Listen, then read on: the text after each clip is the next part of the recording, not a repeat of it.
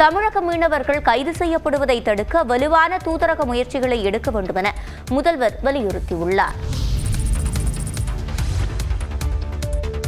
இலங்கை கடற்படையினரால் கைது செய்யப்பட்ட தமிழ்நாடு மீனவர்களையும் அவர்களது மீன்பிடி படகுகளையும் உடனடியாக விடுவிக்க முயற்சிகள் மேற்கொள்ள வேண்டும் என மத்திய அமைச்சர் ஜெய்சங்கருக்கு முதலமைச்சர் மு க ஸ்டாலின் கடிதம் எழுதியுள்ளார். ராமேஸ்வரத்திலிருந்து மீன்பிடிக்க சென்ற 3 மீனவர்களை இலங்கை கடற்படையினர் கைது செய்தனர். இதுகுறித்து கடிதம் எழுதியுள்ள முதலமைச்சர் மு க ஸ்டாலின் நடப்பாண்டில் 3 மாதங்களில் இலங்கை கடற்படையினரால் தமிழ்நாடு மீனவர்கள் கைது செய்யப்படும் 10வது சம்பவம் இது என்பதை குறிப்பிட்டுள்ளார். மீனவர்கள் கைது செய்யப்பட்டதை வேதனையுடன் தனது கடிதத்தில் முதலமைச்சர் தெரிவித்துள்ளார். கைது நடவடிக்கைகளை தடுக்க வலுவான தூதரக முயற்சிகள் தேவை என்று பலமுறை தான் வலியுறுத்தி கேட்டுக்கொண்ட போதிலும் இதுபோன்ற சம்பவங்களின் எண்ணிக்கை தொய்வின்றி தொடர்ந்து அதிகரித்து வருவதாகவும் முதலமைச்சர் குறிப்பிட்டுள்ளார். எனவே தமிழ்நாடு மீனவர்கள் இனி கைது செய்யப்படாமல் தடுக்கவும் இலங்கை சிறைக்காவலில் வைக்கப்பட்டுள்ள தமிழ்நாட்டைச் சேர்ந்த 110 மீனவர்களையும் அவர்களது மீன்பிடி படகுகளையும் விரைவில் விடுவிக்க முயற்சிகள் எடுக்க முதலமைச்சர் வலியுறுத்தியுள்ளார். இதனிடையே கைது செய்யப்பட்ட ராமேஸ்வரம் மீனவர்கள் 3 பேரை ஏப்ரல் 1ஆம் தேதி வரை சிறையில் அடைக்க இலங்கை ஊர்காவல் படை நீதிமன்றம் உத்தரவிட்டுள்ளது. சட்டப்பேரவையில் பள்ளிக்கல்வித்துறை தொடர்பான விவாதத்தில் முன்னாள் அமைச்சர் செங்கோட்டையன் பேச வாய்ப்பளிக்குமாறு எதிர்க்கட்சித் தலைவர் எடப்பாடி பழனிசாமி கேட்டுக் கொண்டார். அதிமுகவில் எடப்பாடி பழனிசாமி மற்றும் செங்கோட்டையன் இடையே கருத்து முரண்பாடு ஏற்பட்டுள்ளதாக கூறப்படும் நிலையில் சட்டப்பேரவை வளாகத்தில் 2 நாட்கள் நடைபெற்ற அதிமுக எம்எல்ஏக்கள் கூட்டத்தில் செங்கோட்டையன் பங்கேற்கவில்லை. எடப்பாடி பழனிசாமியை நேருக்கு நேராக பார்ப்பதையும் செங்கோட்டையன் தவிர்த்து வருகிறார். இந்நிலையில் சட்டப்பேரவையில் பள்ளிக்கல்வித்துறை தொடர்பான முன்னாள் அமைச்சர் செல்லூர் ராஜுவின் கருத்துக்கு பள்ளிக்கல்வித்துறை அமைச்சர் அன்பில் மகேஷ் சில விளக்கங்களை அளித்தார். அப்போது பதிலளிக்க தனக்கு வாய்ப்பளிக்க வேண்டும் என முன்னாள் அமைச்சர் செங்கோட்டையன் கையை உயர்த்தியபடி சபாநாயகருக்கு கோரிக்கை விடுத்தார். செங்கோட்டையனுக்கு ஆதரவாக எழுந்த எதிர்க்கட்சித் தலைவர் எடப்பாடி பழனிசாமி முன்னாள் பள்ளிக்கல்வித்துறை அமைச்சர் என்ற முறையில் செங்கோட்டையன் பேச வாய்ப்பளிக்க வேண்டும் என்று கேட்டுக்கொண்டார். ஆனால் செங்கோட்டையன் வைகை அணையிலிருந்து தண்ணீர் ஆவியாவதை தடுக்க தெர்மாக்கோல்களை போட்டு மூடியது ஏன் என்று சட்டப்பேரவையில் முன்னாள் அமைச்சர் செல்லூர் ராஜு விளக்கம் அளித்துள்ளார். சட்டப்பேரவையில் பட்ஜெட் மீதான 2ஆம் நாள் விவாதத்தில் பேசிய அதிமுக உறுப்பினர் செல்லூர் ராஜு ஜெயலலிதாவின் சாதனைகளில் 10ல் 1 பங்கை கூட கடந்த 4 ஆண்டுகால திமுக ஆட்சியில் எட்டவில்லை என கூறினார். இதற்கு பதிலளித்து பேசிய அமைச்சர் TRV ராஜா திமுக ஆட்சியில்தான் தூத்துக்குடி, மதுரை, கோவை விமான நிலைய பணிகளுக்கான நிலம் கையகப்படுத்தும் பணிகள் மேற்கொள்ளப்பட்டதாக கூறினார். தண்ணீரில் தெர்மாக்கோல் போட்டுவிடுவது எளிது என்றும் விமான நிலையம் அமைப்பது அப்படி எளிதல்ல என்றும் அமைச்சர் பதிலளித்தார். இதையடுத்து பேசிய செல்லூர் ராஜு தெர்மாக்கோல் என தன்னை இப்படி ஓட்டுகிறீர்களே என்று ஆதங்கப்பட்டார். அதிகாரிகள் சொல்லித்தானே அமைச்சர்கள் ஆய்வுக்கு போகிறீர்கள் என கேள்வி எழுப்பிய அவர் அப்படித்தான் தானும் அதிகாரிகள் சொல்லி வைகை அணையில் நீர் ஆவியாவதை தடுக்க தெர்மாக்கோல் போட்டதாக தெரிவித்தார். தொடர்ந்து பேசிய செல்லூர் ராஜு நிதிநிலை அறிக்கையில் அண்ணாவின் கோட்பாடுகள் குறித்து ஏதேனும் உள்ளதா என்று துருவி பார்த்ததாகவும் ஆனால் ஒன்று கூட இல்லை என்றும் விமர்சித்தார். இதற்கு பதிலளித்த அவை முன்னவர் துரைமுருகன் நிதிநிலை அறிக்கையில் தெரியவில்லை என்றால் கண் மருத்துவரை பார்த்து கண்ணாடி போட வேண்டும் என்றார். அப்போது குறுக்கிட்ட சபாநாயகர் அப்பாவு செல்லூர் ராஜு ஏற்கனவே கண்ணாடி போட்டிருப்பதாக கூறியதும் அவையில் சிரிப்பலை எழுந்தது. திமுகவின் பட்ஜெட்டை வரவேற்றதால் கூட்டணி என்று பார்க்க வேண்டாம் என தேமுதிக பொதுச் செயலாளர் பிரேமலதா விளக்கம் அளித்துள்ளார். 2006 சற்றேறக்குரிய 19 வருஷம் ஆச்சு இந்த தேர்தல், முதல் தேர்தல் அறிக்கை. இதுல நிறைய விஷயங்களை இந்த முறை பட்ஜெட்ல தமிழக அரசு அறிவித்திருக்கிறது. அதற்காக தேமுதிக சார்பாக நாங்க இந்த பட்ஜெட்டை வரவேற்கிறோம் அப்படின்னு நான் சொன்னேன். அதிமுக கூட்டணியில் நீடிப்பதாக கூறி வந்த பிரேமலதா மாநிலங்களவை MP பதவி குறித்த உரசல் எழுந்த பின்னர் தற்போது 2026 தான் கூட்டணி குறித்து முடிவு செய்வோம் என கூறியுள்ளார். இன்னும் 1 வருஷம் இருக்குது, அது இன்னைக்கே நான் சொல்லிட முடியாது. இன்னும் அடுத்த பிறந்த நாள் வரப்போகுது, அடுத்த மார்ச் 18. அன்னைக்கு இந்த கேள்வியை நீங்க கேட்டீங்கன்னா அதற்கான தெளிவான பதில் நான் சொல்றேன். திமுக கூட்டணியை போல அதிமுக கூட்டணியை ஒருங்கிணைக்க முடியவில்லையே என செய்தியாளர்கள் எழுப்பிய கேள்விக்கு கூட்டணிக்கு தலைவரான எடப்பாடி பழனிசாமியிடம்தான் அது பற்றி கேட்க வேண்டும் என பிரேமலதா குறிப்பிட்டார். நெல்லையில் ஓய்வு பெற்ற காவல் உதவி ஆய்வாளர் வெட்டி கொலை செய்யப்பட்ட சம்பவம் அதிர்ச்சியை ஏற்படுத்திய நிலையில் 2 பேர் நீதிமன்றத்தில் சரணடைந்தனர். நெல்லை டவுன் பகுதியில் தொழுகையை முடித்துவிட்டு இருசக்கர வாகனத்தில் வீடு திரும்பிய ஓய்வு பெற்ற காவல் உதவி ஆய்வாளர் ஜாகிர் உசேனை வழிமறித்த 4 பேர் கொண்ட கும்பல் சரமாரியாக வெட்டி படுகொலை செய்தது. சம்பவ இடத்திலேயே ஜாகிர் உசேன் உயிரிழந்த நிலையில் அவரது உடலை எடுக்க விடாமல் குடும்பத்தினர் வாக்குவாதத்தில் ஈடுபட்டனர்.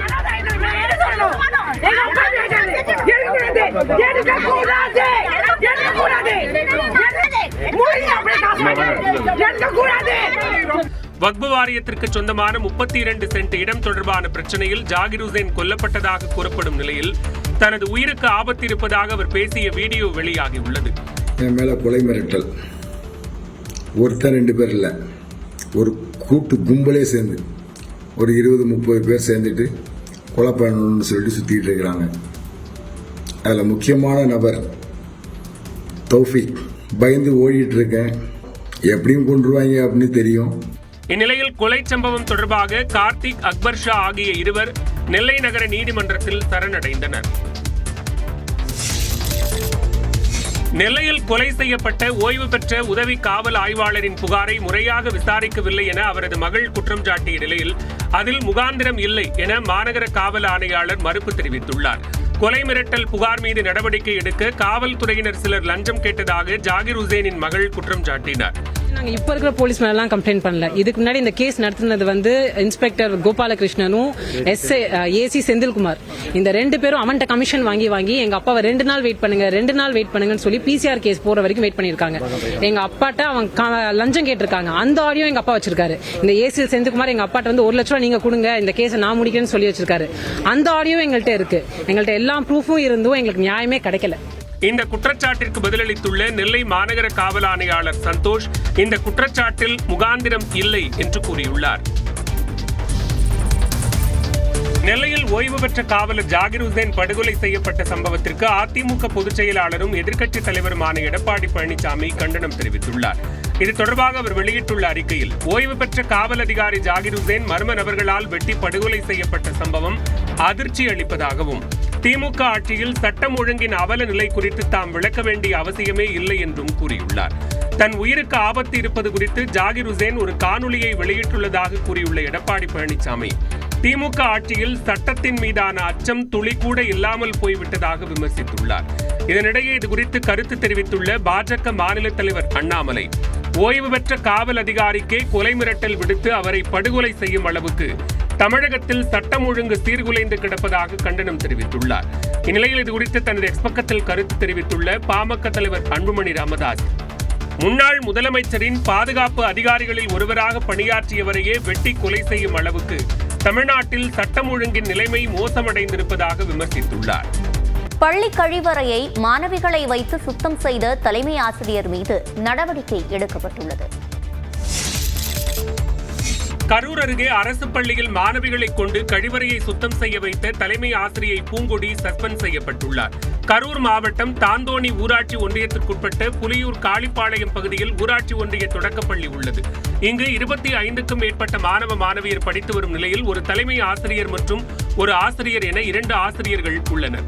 இந்த பள்ளியில் கழிவறைகளை சுத்தம் செய்தல் உள்ளிட்ட தூய்மை பணிகளுக்கு மாணவ மாணவிகளை தலைமை ஆசிரியை பயன்படுத்துவதாக பெற்றோர் குற்றம் சாட்டியிருந்தனர்.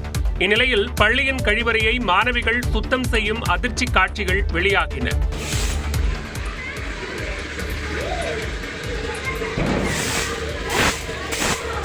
இது தொடர்பான செய்தி நியூஸ் 8 தமிழ்நாடு செய்தியில் வெளியான நிலையில் மாவட்ட கல்வி அலுவலர் முருகேசன் உத்தரவின் பேரில் தான்தோன்றிமலை வட்டார கல்வி அலுவலர் நேரில் சென்று ஆய்வு செய்து விசாரணை நடத்தினார். இதனையடுத்து பள்ளி மாணவிகளை சுத்தம் செய்ய வைத்த தலைமை ஆசிரியர் பூங்கொடியை சஸ்பெண்ட் செய்து மாவட்ட கல்வி அலுவலர் முருகேசன் உத்தரவிட்டுள்ளார்.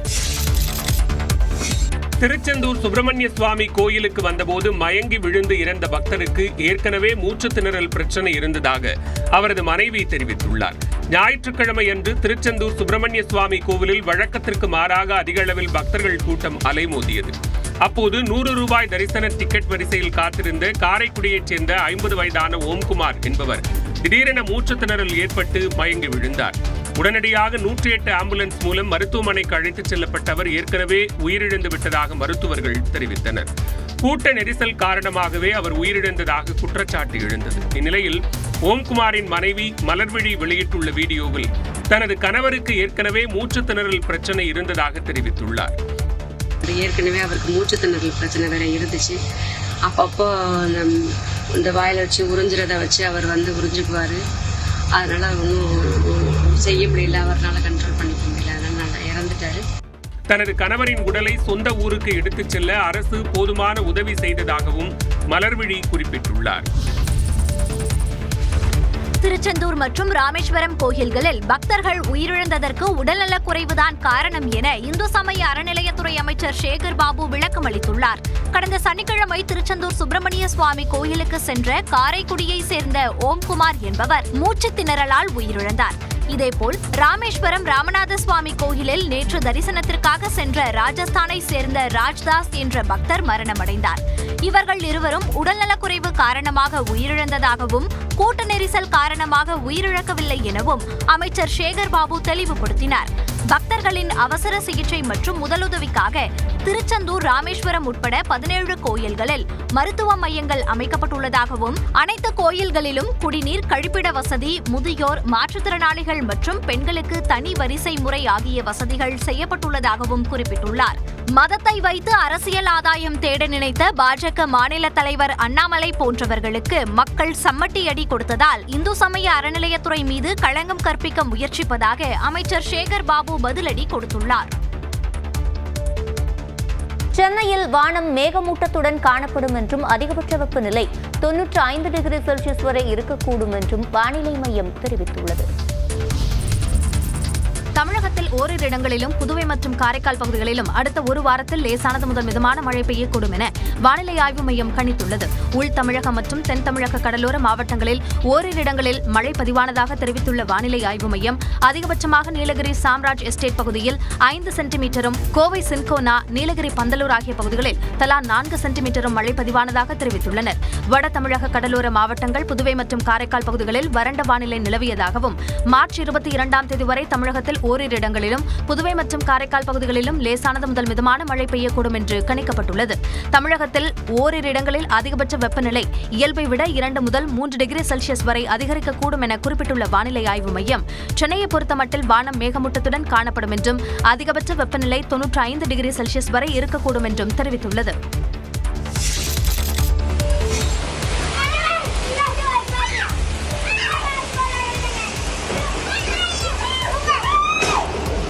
கேரளாவில் பலத்த மழைக்கு மத்தியில் வீட்டின் மேற்கூரை மீது தென்னை மரம் விழும் அதிர்ச்சி காட்சி சமூக வலைதளங்களில் பரவி வருகிறது. கேரள மாநில மலப்புரம் மாவட்டத்தின் பல்வேறு பகுதிகளில் பலத்த காற்றுடன் கனமழை கொட்டி தீர்த்தது.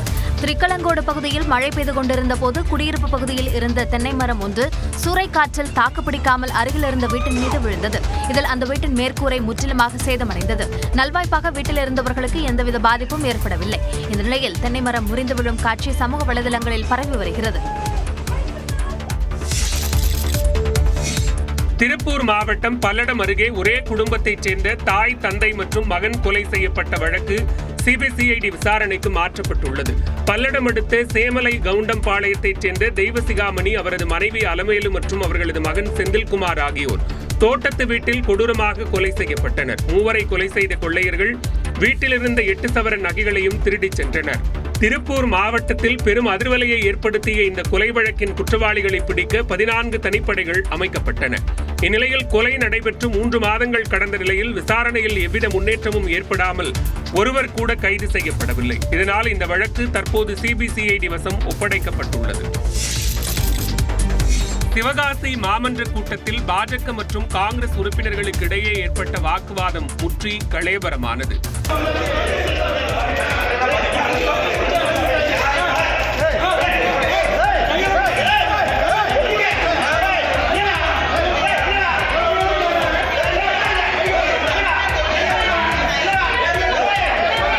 மேயர் சங்கீதா தலைமையில் நடைபெற்ற கூட்டத்தில் தேசிய கீதம் இசைப்பது தொடர்பாக பாஜக உறுப்பினர் குமரி பாஸ்கரன் பதாகை ஏந்தி அதிருப்தி தெரிவித்தார்.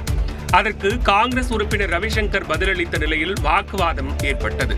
பதாகையை பிடுங்கிய ரவிசங்கரை குமரி பாஸ்கரன் அடிக்க பாய்ந்ததால் மற்ற உறுப்பினர்கள் ஒன்று திரண்டு அவரை கண்டித்தனர்.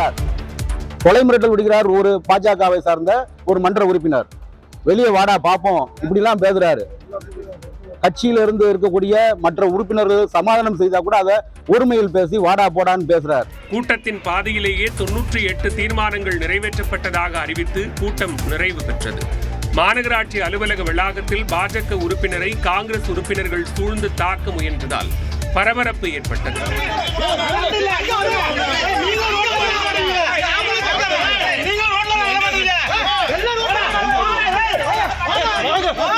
காவலர்கள் அவரை இருசக்கர வாகனத்தில் ஏற்றி அங்கிருந்து அனுப்பி வைத்தனர். கன்னியாகுமரி மாவட்டம் அருமனை அருகே அரசு பள்ளி தலைமை ஆசிரியரை இளம்பெண் கன்னத்தில் அறைந்த சம்பவம் அதிர்ச்சியை ஏற்படுத்தியுள்ளது. அருமனை அருகே இடைக்கோடு பகுதியில் இயங்கி வரும் அரசு தொடக்கப்பள்ளிக்கு சென்ற இளம்பெண் ஒருவர் தனது குழந்தை அந்த பள்ளியில் படிக்கிறது என்றும் குழந்தையை பார்க்க வேண்டும் எனவும் தலைமை ஆசிரியரிடம் கூறியுள்ளார்.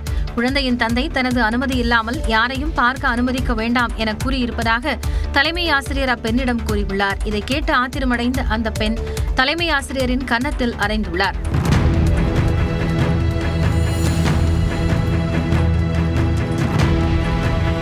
இதனை தனது செல்போனில் வீடியோ எடுத்த தலைமை ஆசிரியர் ஜான் கிறிஸ்டோபர் அருமனை காவல் நிலையத்தில் புகார் அளித்தார். சென்னையில் தங்கத்தின் விலை நேற்று சவரனுக்கு 80 ரூபாய் குறைந்த நிலையில் இன்று சவரனுக்கு 320 ரூபாய் உயர்ந்துள்ளது. மார்ச் மாதம் 4ஆம் தேதி சென்னையில் 22 கேரட் ஆபரண தங்கத்தின் விலை கிராமுக்கு 8000 ரூபாயை தொட்டது. அதற்கு அடுத்தடுத்த நாட்களில் ஏற்ற இறக்கத்துடன் காணப்பட்ட நிலையில் கடந்த வாரம் வெள்ளிக்கிழமையன்று சவரனுக்கு 1440 ரூபாய் உயர்ந்து ஒரு சவரன் 66000 ரூபாயை தாண்டி தங்கத்தின் விலை புதிய உச்சத்தை தொட்டது. இந்த நிலையில் தற்போது தங்கத்தின் விலை சவரனுக்கு 320 ரூபாய் உயர்ந்து 66000 ரூபாய்க்கு விற்பனையாகிறது. ஒரு கிராம் 8250 ரூபாய்க்கு விற்பனை செய்யப்படுகிறது. இதேபோல வெள்ளையின் விலையில் எந்தவித மாற்றமும் இன்றி 1 கிலோ 1,13,000 ரூபாய்க்கு விற்பனை செய்யப்படுகிறது. IPL தொடர் வரும் 22ஆம் தேதி தொடங்க உள்ள நிலையில் அது குறித்த சுவாரஸ்யமான தகவல்களை வழங்குகிறார் சிறப்பு செய்தியாளர் பிருந்தா.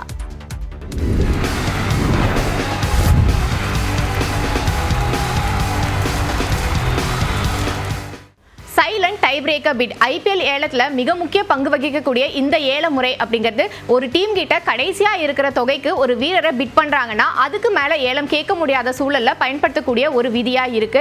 இந்த விதிகள் ஐபிஎல் பொறுத்த வரைக்கும் 3 முறை பயன்படுத்தப்பட்டிருக்கு. 2010ஆம் ஆண்டு மட்டும் கொல்கத்தா நைட் ரைடர்ஸ் அணி ஷேன் பாண்டையும் அதே மாதிரி மும்பை இந்தியன்ஸ் அணி பொலாடையும் இந்த விதிமுறையை பயன்படுத்தி வாங்கியிருந்தாங்க. இவ்வளவு ஏன் நம்மளோட சென்னை சூப்பர் கிங்ஸ் அணி 2012ஆம் ஆண்டு ரவீந்திர ஜடேஜாவையும் இதே விதிமுறையை பயன்படுத்தி தான் வாங்கியிருந்தாங்க.